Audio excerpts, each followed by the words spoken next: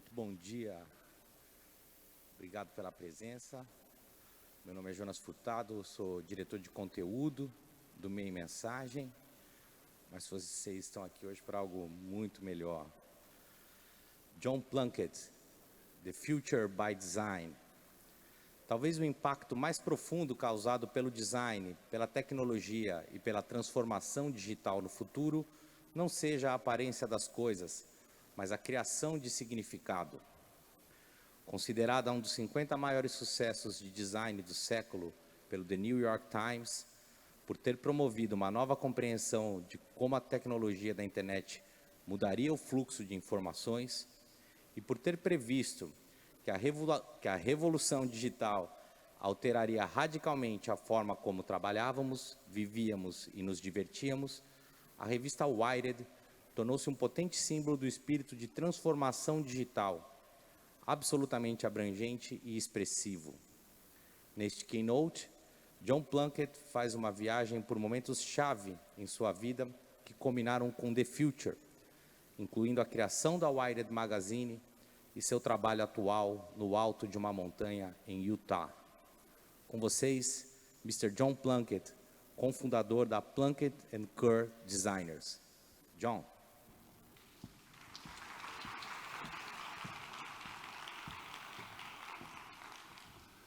Bom dia. Well, that's loud. I just want to take a minute and enjoy this beautiful room and all of you that have come here today. I don't know about you, I spent the last 6 months in a house with my wife and a cat, and this is the most people I've been around for a long time. So it's good to be with humans again. I see my friend Andre in the audience there too. So, let's see if this works.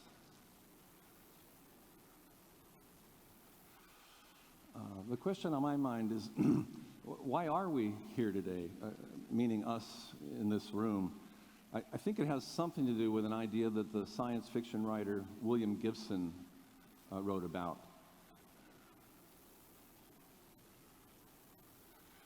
The future is already here. It just isn't very well distributed. I think the people that come to conferences like this, we have a curiosity about the future, or some of us even have an obsession about the future. There's groups of us that like to tell other people about the future, and there's even a few of us probably in this room who want to help make a better future.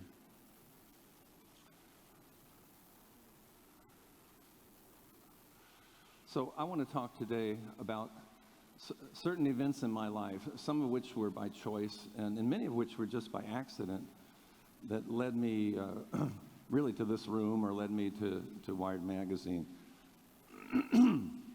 I grew up in the South, in Virginia, in the 50s and 60s. So in the 50s and 60s, Virginia might as well have been in the 1920s. It was a very old place, the site of most of the American Civil War 100 years earlier. My great-great-grandfather built this general store that's in the town of Appomattox. Appomattox today is a national park as the site of the end of the Civil War. And this is a picture of the 100th anniversary of the end of the Civil War. My grandfather's general store there is over there on the right. And somewhere in this picture is my father and me standing in the crowd. So a question on my mind is, how did this little kid in a very backwards place like Virginia ever get involved with a wider world and a bigger future? And I think a lot of it had to do with this thing, or what Marshall McLuhan called the medium or process electronic technology that's changing our culture. It brought us a window into a much bigger world than I ever would have seen from our town in Virginia. Once a week, this guy, Walt Disney, would come on TV and he would tell us all about California and Disneyland and all these amazing things Caught my attention was Tomorrowland. I was obsessed with Tomorrowland. I kept begging my parents, would you please, can you take us to California? Can we go to Disneyland? Please, let's go to Disneyland. And they'd explain, well, no, we live in Virginia. California's the other side. You know, we can't go to Disneyland. So I kept badgering them, but we never did make it to Disneyland. But one year, my parents did take us to the New York World's Fair. And this blew the top off of my head. All of a sudden, we were in this literal global village with all these exhibits from different countries and amazing things.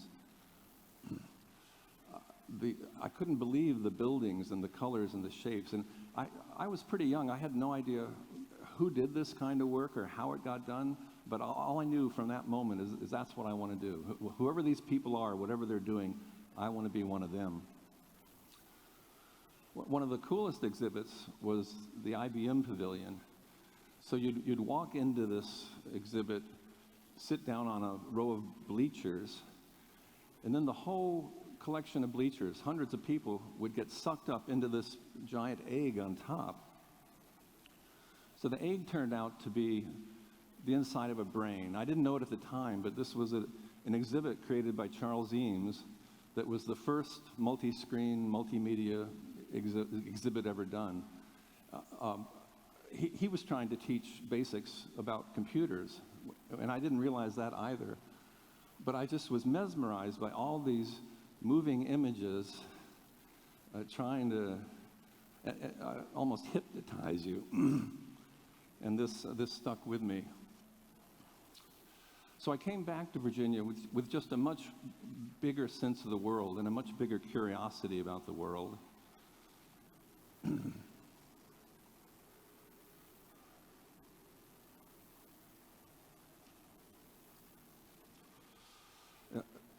It was also the mid-'60s, and American culture and actually global culture was changing fast, even in Virginia. So for those of us in the audience that are old enough to remember, these guys had a big impact, both musically and just with their ideas about different ways of living. At the same time, out of California, there was a real surfer culture building, and which gave us a whole other reason to be obsessed with California. In '68, Stuart Brand and his techno hippies created the first Whole Earth catalog. And on the cover, Stuart published the very first photo anyone had ever seen of the entire Earth from space. It's hard to describe the impact that had at the time, but it gave us all a sense of, oh, we are on this little thing together. Buckminster Fuller used to do this presentation. It was one of the best visual presentations I'd ever seen, where he'd hold a basketball in his hands, and he'd say, imagine this is the Earth. And then he'd take a thin dime out of his pocket, and he'd lay the dime on the basketball, and he'd say, that's how thick our atmosphere is. That's why we have to keep filling it up with smoke.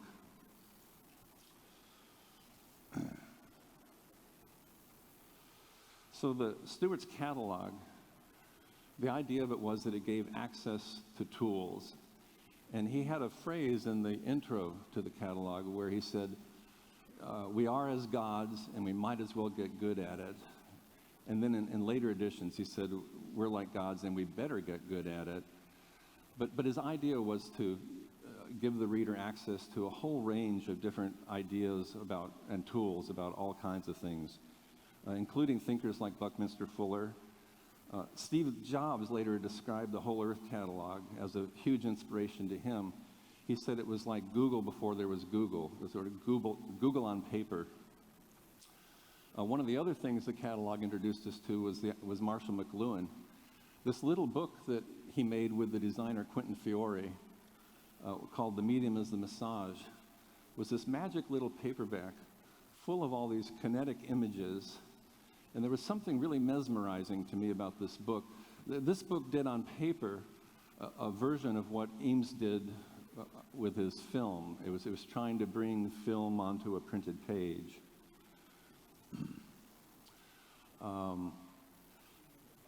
Another thing that the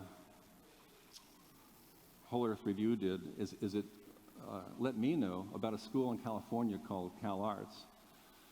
The funny thing about Cal Arts is it was actually created by Walt Disney. He wanted to get all of the roofs, all of the arts under one roof and get them interrelated. In a way, it was a school for Tomorrowland. So even though my parents never got me there, eventually I kind of got to Walt's world. I wanted to go there to study two things, environmental design and communications. And that's what I did right after school in California. The environmental design courses were based on some practical and some silly experiments, like this one here where I'm frying an egg over a solar collector with my teacher. It also gave me a chance to make the first book I ever designed. It was basically a report on work that our team had done to try to design a sustainable community. I also learned a lot about communications design from Lou Danziger. Lou's still alive. He's in his late 90s, and he's really the last of California's mid-century modern designers. Lou taught us that the answer to any problem can be found within its own content, and that the designer's job is to discover that content, celebrate it visually, make it understandable to others. Lou also invited in another designer, Jamie Odgers, and Jamie had a similar approach to Lou, but a very different visual language, almost spiritual and surreal. And Jamie's work was a big influence on a whole generation of California designers. And that included me. This was a student project I did for Jamie. It was the first time I got to play around with fluorescent colors. And 20 years later, there was a lot of Jamie in what became Wired magazine. Cal Arts was a whole lot like the Whole Earth catalog. It was, on one hand, it was a bunch of hippies, but with a geeky interest in new technology. And the school had a lot of pretty avant-garde technology, like this computer program that could turn a photo into data. So after graduation, I was asked to design the admissions catalog for Cal Arts. And it was really my first chance to tell and show people about the future and try to sort of invite people to join in. And it was also a chance to make kinetic images like McLuhan's book, trying to sort of hypnotize people with a feeling of a place they might like to go and be a part of. The next year, I followed my girlfriend up north to San Francisco. I probably would have stayed in Los Angeles for her, and if not for her. And if I'd stayed in LA, I don't know if I would have ever had anything to do with computers and technology. But as it turned out, I ended up working for a design firm on Page Mill Road in Palo Alto, in the heart of what was just starting to be called Silicon Valley. We did a lot of work for tech companies.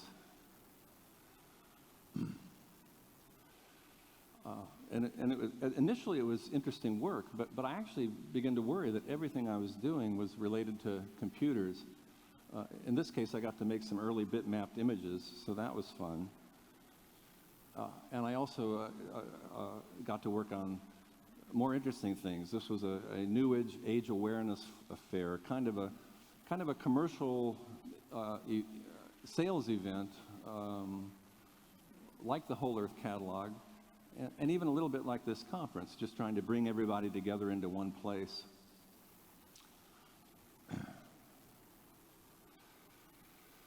My favorite project, though, was the Future Expo. This was a press kit for a vision of the future.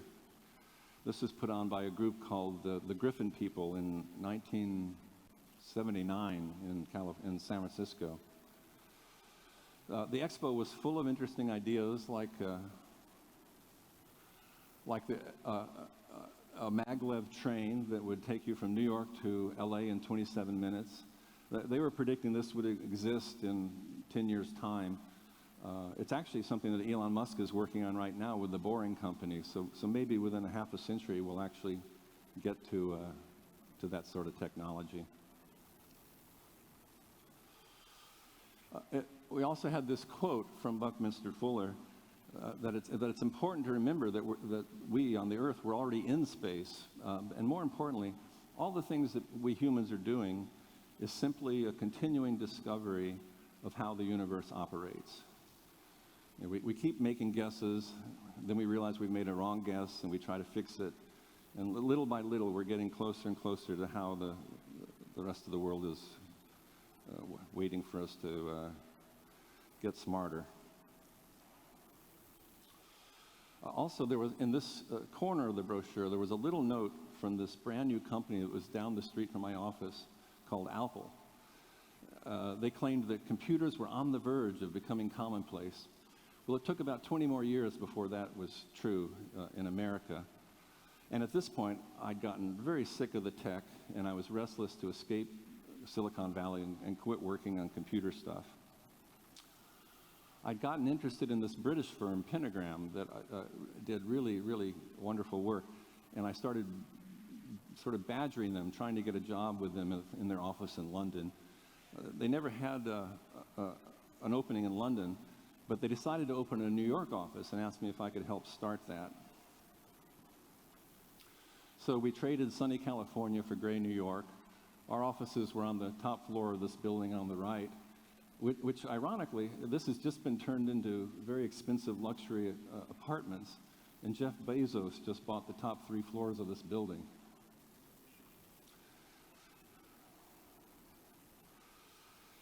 Anyway, I'd hoped to escape technology, but because of my West Coast background, I ended up being given projects like this in New York. But there was a lot I was learning at this time. Just by lucky timing, in the early 80s, the Israelis had invented the world's first electronic prepress system. So this would take a whole room to do what you can now do with a couple of clicks in Photoshop. But it allowed me at a very early stage to learn how to digitally control color printing, which came in very handy. Kind of made all the difference when it came to making Wired 10 years later. Barbara and I had met that year in New York. She had moved to New York from Montana. I was this Virginia kid. Somehow we met in New York City. But we were living these sort of double lives where we both worked doing this corporate design work during the day, but then we were kind of, you know, weird art hippies in the East Village at night. Anyway, after a few years, we decided that we weren't learning that much in our jobs anymore, and we decided it was time to quit our jobs, take a sabbatical, and move to France. Now, at the time, all of our colleagues said, "You're crazy, you're throwing your careers away, only kids do that, you'll never work in this town again." But literally everything interesting in our life since then came from this decision to just stop what we were doing and go somewhere else. So in 1984, we did that. We quit our jobs, we left the East Village, and we moved to Paris. So in Paris, we spent about half a year trying to learn French as best we could at the Alliance Française. And then towards the end of that year, we were running out of money and thinking, well, I guess we have to go back to New York, go back to work. But I happened to see a little classified ad in the back of the International Herald Tribune, which at the time was the English language newspaper for the expatriates in Paris. And the ad said, "Graphic designer wanted." So I answered this ad and ended up working in one of these buildings here on the Ile Saint-Louis.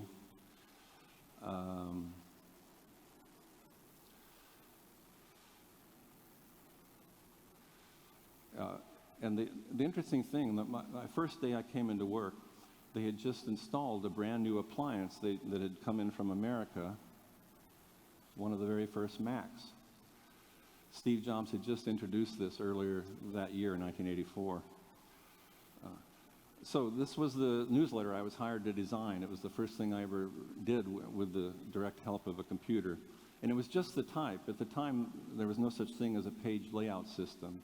So you could set type on a computer, but then you'd have to send it to a typesetter, and they'd messenger it back, and you'd cut it up and glue it down. So we weren't quite to a digital world yet. But a lot more important than this computer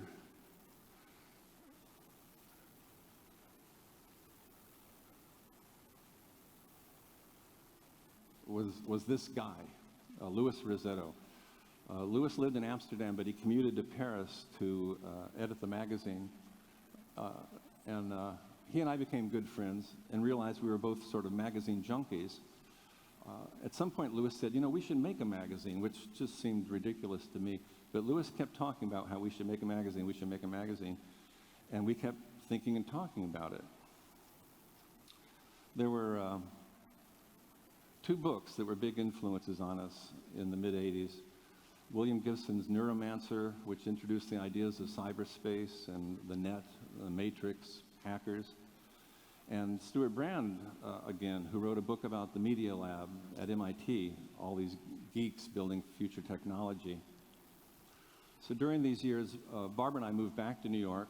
Louis stayed in Amsterdam, but we kept talking long distance, and we'd sort of come and stay on each other's couch and try to imagine, you know, what is this magazine about the future? And Louis came up early with the idea that technology was going to become culture, maybe the dominant culture. In New York, our photographer friend Neil Selkirk bought this old building on West 19th Street, and he began to fix it up. We rented space from Neil in the early 90s, and basically started trying to imagine what could this magazine about the future look and feel like. Jane came up with a great name, and we started trying to think about, well, how do you make Wired feel electronic and digital? So we were playing with things like, not hiding the barcode, but maybe you frame it as a piece of art. And we were especially obsessed with how Wired had to be about human communication, that it wasn't about the machines, it was about the people and what people were doing with the machines. And it was really about how our minds and our hearts and our souls are connected across the planet through our screens. Mainly, we thought the magazine had to amaze people through the power of its ideas and the power of its visuals. I faxed this sketch to Louis to show that this is how a reader should feel the first time he opens up Wired magazine. So finally, we began work on the color prototype. Ironically, at the time, we didn't have a powerful enough computer, and Photoshop had just come out, but we didn't even own it. So we made this entirely by hand. This was all color Xeroxes, cut and glued and collaged together to look like we hoped the magazine would look once we had those computers and programs. For about a week, we were sizing and cutting and pasting all night long, just trying to form some sketch of the future. This spread was sort of trying to talk about different forms of communication through time. And the collages, they have to do in our mind with the idea that the more technology we use, the more we need human contact too. And that's probably more true today than ever. So after finishing the prototype, Barbara and I moved, well, actually all four of us moved west. Louis and Jane moved to San Francisco and Silicon Valley, and they wanted us to come with them. But we wanted to try out the idea of, is it really possible to live somewhere remote and still do this kind of work? So we found a town in the Rocky Mountains, Park City in Utah, and moved there, which kind of drove our partners crazy. And it turned out to be really not easy to work remotely in the early 90s.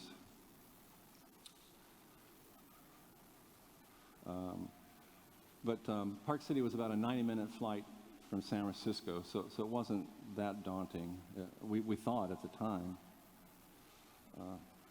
So we bought an old miner's shack and moved our computers into the back bedroom. And over the next 5 years, much of Wired got designed in the back bedroom. Initially, there was no way to send data online, so I would carry this big satchel full of disks and sort of drag the magazine around. But with time, we got the first high-speed data line into Park City, and there was finally a moment in the late 90s where I could sit and work on the American version, the Japanese version, or the English version all from my desk.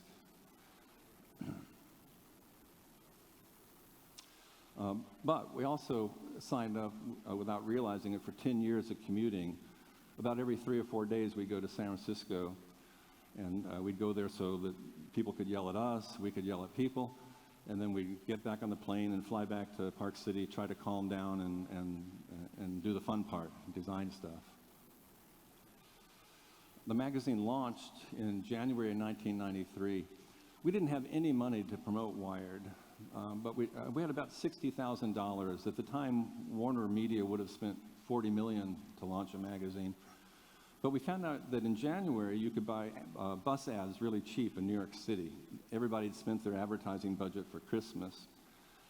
So we did these big fluorescent posters, and we'd drive them up and down Madison Avenue and other cities. And it actually worked. It gained the attention of the ad community and the media world even before the magazine was out on the street. So the issue, the Wired premiered in January of 1993. So this January, it'll be 30 years since we launched. And you can see the design evolved from our handmade collages. And we started to use the fluorescent inks to try to feel electronic and give Wired an electronic look and feel. Look and feel, to me, is a really interesting choice of words. You know, lawyers use that to protect copyrights. But I think with communicating ideas, in some ways, it's the emotional feel of it that matters the most. Each issue, we'd create an ad for an idea. We'd try to find the most interesting idea in that issue, and then we'd make an ad for it, and we wanted our ad to be more interesting than the real ads. So in our first issue, we went back to McLuhan's book, The Medium is the Massage, and we took his first sentence from his first paragraph of the book. That he wrote this in 1968 somehow, that the medium or process of our time, electric technology, is reshaping and restructuring patterns of social interdependence of every aspect of our personal life. It's forcing us to reconsider and reevaluate practically every thought, every action, and every institution formerly taken for granted. Everything is changing. You, your family, your education, your neighborhood, your job, your government, and they're changing dramatically. Now, how he wrote this in 1968, I still don't understand. He's describing a world that we almost are finally getting to now, 30 years after the advent of the internet. Another ad for an idea that we did was for this group who called themselves extropians. They believed that technology would allow us to both manipulate and literally recreate our physical selves. And we're starting to see edges of that with biotechnology today. Our second issue, though, celebrated the cypherpunks. Now, these guys were worried about protecting our privacy even back then. They wrote their public encryption keys across their masks to hide their faces because the U.S. government did not like these guys. But we saw them as true patriots and literally wrapped them in the flag.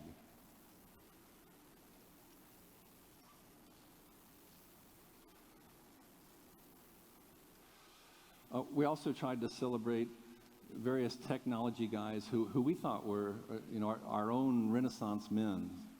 So this was, of course, for Jaron Lanier, the inventor of virtual reality. This was a portrait we made of Benoit Mandelbrot. He created fractals, so we commissioned an image made out of fractals of him.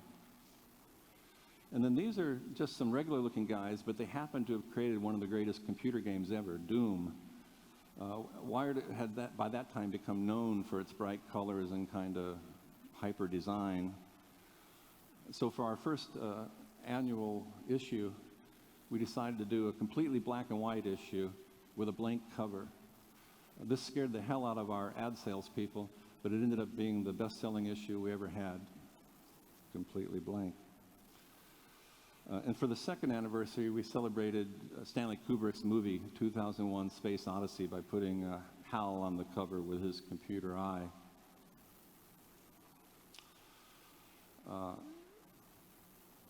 Ultimately, this was probably most famous cover. In '97, if you could imagine this, Apple was almost going out of business. Steve Jobs had been fired several years earlier. Johnny Ives, who was working for Apple at the time, he thought this cover meant that the company was going to go out of business.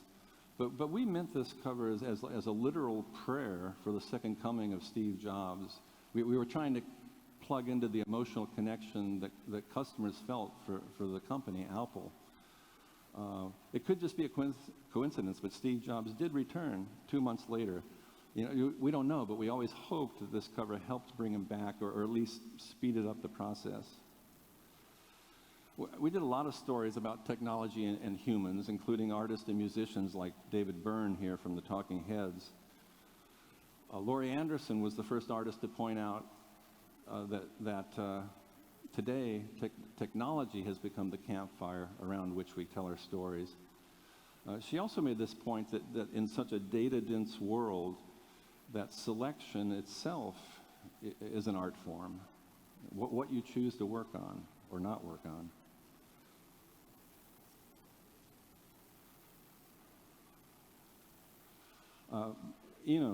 Brian Eno also gave us a great interview, and he kind of reminded us of our handmade collages in our prototype. Eno said, "Do you know what I hate about computers? The problem with computers is there's not enough Africa in them. Classical music is music without Africa. So how does one Africanize or Brazilianize computers?" Eno was asking, what's pissing me off about this computer thing? What's pissing me off is that it uses so little of my body. And that's still a question today, even though people have done some good experiments along those lines.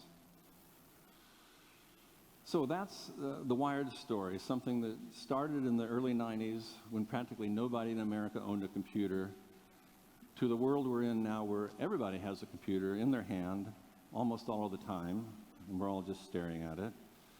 It's a different sort of world. So that brings me back to my question of why are we here today? Wired would receive a lot of criticism for being too optimistic, overly optimistic. Now, we thought in a world of pessimistic journalism, there was room for one optimistic voice. But every now and then, we'd also try to take a hard look at the world's problems to see if there was anything any of us could do about it. So today I want to finish up talking about how we face 4 challenges today. And challenge is a polite word for it. They're really existential crises. This one we all know about and try not to think about. But this week, Mr. Putin is reminding us about it. And the world's scientists, they're worried that the systems surrounding nuclear energy have become so complex that sooner or later, somebody's going to make a mistake. So let's keep hoping that doesn't happen. And this one we've all known about for over half a century now, and somehow we still can't find the will to stop burning carbon and dumping plastic into the water. We can't find a way to agree to quit poisoning our air and poisoning our water.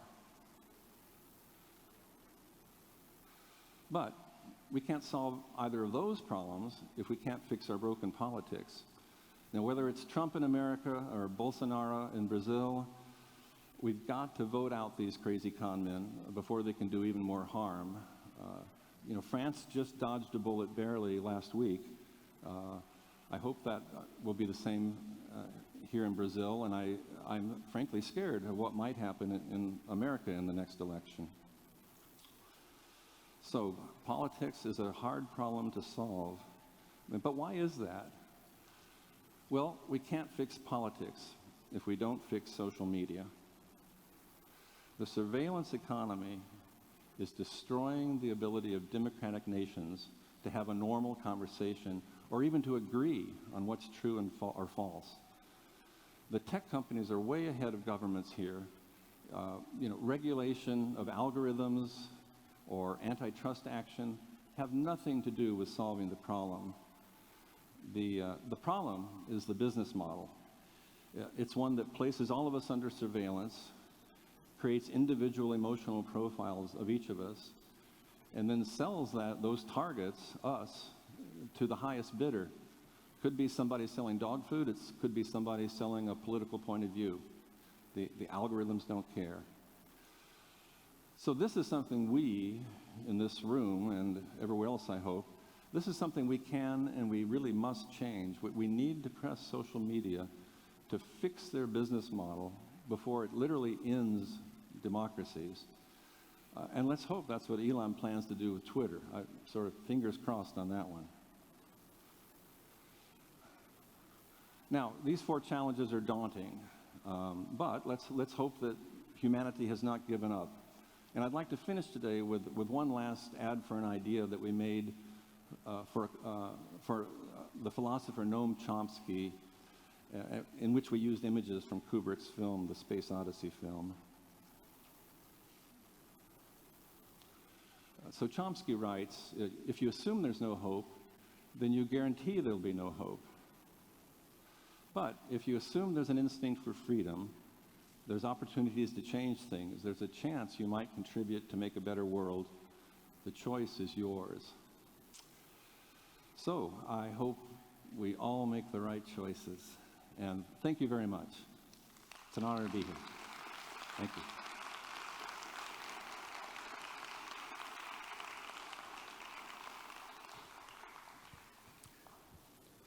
So, John, I think we may have some time for some questions. A little bit. I wasn't sure how long that would go. Yeah. So I'm back here. You showed us a lot of Wired magazine, and then you finished talking about social media. Uh-huh. I grew up reading a lot of magazine, and magazine was all about a sense of belonging, a way to express yourself, about communities. Do you think that social media in some way replace the magazines? Yeah, I think social media has disintegrated magazines. All of human history we keep trying to learn from our mistakes. We invent one thing that's new. We find out it does 3 things that are terrible, and then we try to fix those 3 terrible things, and then they each make 3 more terrible things. So we're always in this constant race to see whether our good ideas will win over top of our bad ideas. And I think that's where we're at with social media right now. We feel like the web has been here forever. It's actually really new. I think we're up to 30 years. If you go back and look at the history of cars, you can go to the Henry Ford Museum in New York, and there's a line of cars from the first car into the future. And if you look at it, the first several years of cars looked like horseless carriages. And it took about 30 years until a car looked like a car. I think we're still fiddling around with the horseless carriage version of the internet. This business model came about because the audience originally for the internet was so tiny. It was such a tiny audience that you couldn't make money with subscriptions. So you had to make it free, and then you had to sell your customers to your advertisers.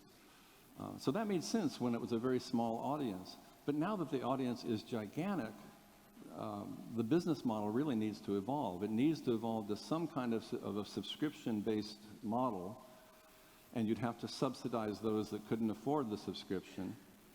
But if you do that, you can get rid of this imperative to gain as much attention as you can so you can sell that to advertisers. And then that's what's driving these very extreme opinions.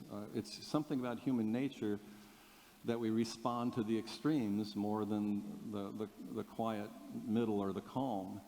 And basically social media has built a machine, a perfect machine to exaggerate all of our fears and prejudices. And that happens to be the way to make the most money possible. So if we change that business model, social media, it wouldn't make as much money. It would go from making more money than anyone ever made in the whole history of the world to just making a lot of money. But what a good exchange that would be for our society if we could do such a thing. So. Okay. And a lot of these companies are now investing in the so-called metaverse. Have you worked in something with the metaverse? What are your feelings about it? Not at all. I'm almost afraid to take a peek. Every now and then I'll go to do a virtual reality thing, and I like it for a little while, but I don't want to spend the rest of my life inside one of these. I prefer being in this room with everybody here to the virtual version. When we talk about these gaps that social media are building, the metaverse, do you have hopes for the metaverse? Can it be like a more social place, like for everyone, than to exclude a lot of people? You know, I think it really depends all on the business model. We need to turn that around in order to have a normal, calm conversation where we can agree on what's true and what's false. If they don't change the business model, the metaverse will just be a snazzier version of the same crazy nightmare we're in right now. Okay.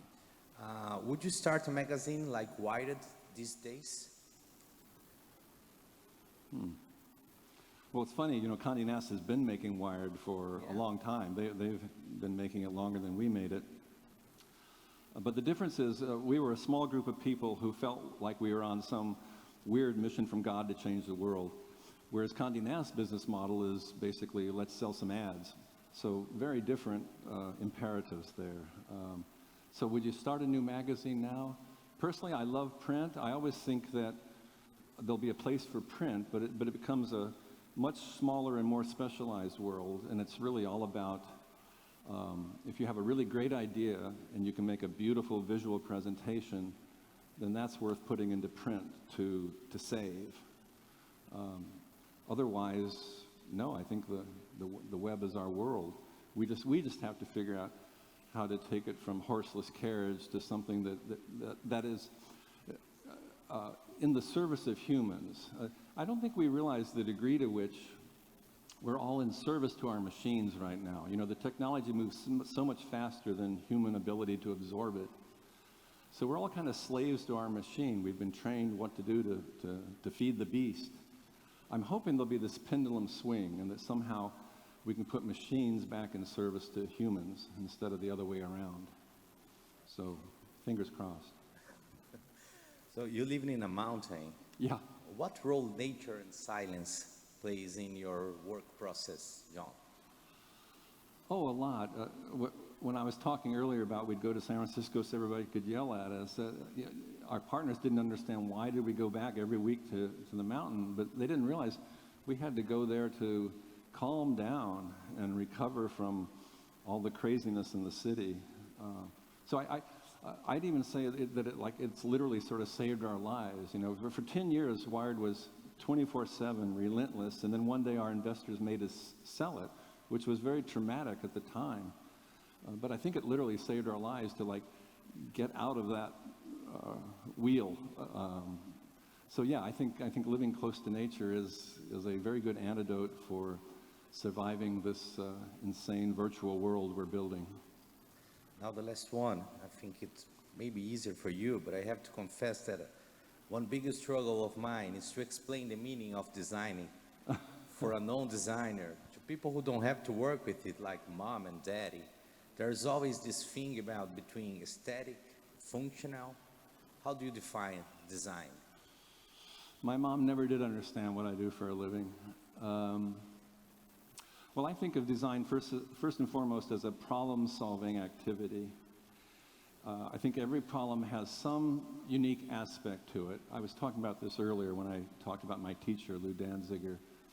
So I think the designer's job is you find that unique aspect, and then somehow you make that visible to others. In a journalism sense, the job of the designer with Wired was to make a story so that when the reader's flipping through the magazine trying to decide what to engage with, you have to do something visually that sort of persuades the reader that this is worth spending time with. So I think there's a real job for design to do. And maybe the last thing I'd say is Marshall McLuhan would say there's no difference between the words on the page and the images, that together they form a message. And in fact, he'd even say the message maybe didn't matter nearly as much as the medium. You know, right now it's the medium of social media that is messing with us all. But maybe we can improve that media. I think our time is coming now. All done? I would like to thank you very much for that. Ladies and gentlemen, Mr. John Thank you. Plunkett.